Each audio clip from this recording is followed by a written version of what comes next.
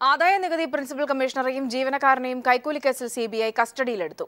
Shailendra മമ്മടി, assistant commissioner Sarath എന്നിവരെയാണ് CBI കസ്റ്റഡിയിലെടുത്തത്.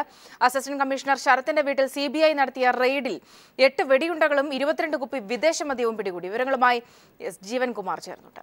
ജീവൻ, റെയ്ഡിന്റെ വിവരങ്ങൾ. സൗമ്യ, ഇൻകം ടാക്സിന്റെ പ്രിൻസിപ്പൽ കമ്മീഷണർ ശൈലേന്ദ്ര മമ്മടിയുടെയും അസിസ്റ്റന്റ് കമ്മീഷണർ ശരത്തിന്റെയും വീടുകളിലാണ് ഇന്നലെ രാത്രി സിബിഐ ഉദ്യോഗസ്ഥർ പരിശോധന നടത്തിയത്.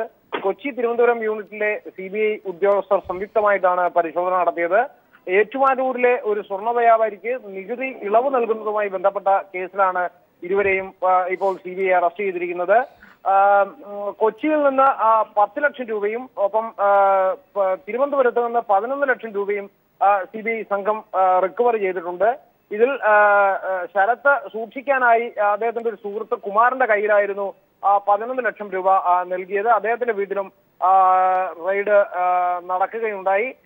ശൈലേന്ദ്ര മമ്മടിയുടെ വെള്ളയമ്പലത്തെ ഫ്ളാറ്റിലാണ് റെയ്ഡ് നടന്നത്. ഇതിൽ ശരത്തിന്റെ വീട്ടിൽ നിന്നും വെടിയുണ്ടകളും ഒപ്പം 22 വിദേശ മദ്യവും പിടിച്ചെടുത്തിട്ടുണ്ട്. ശരത്ത് ഇപ്പോൾ തിരുവനന്തപുരം സിബിഐ യൂണിറ്റിന്റെ കസ്റ്റഡിയിലാണ്. അദ്ദേഹത്തെ തിരുവനന്തപുരം യൂണിറ്റ് SP ജോസ് മോഹന്റെയും സിബിഐ സംഘം അകത്ത് ചോദ്യം ചെയ്തുകൊണ്ടിരിക്കുകയാണ്.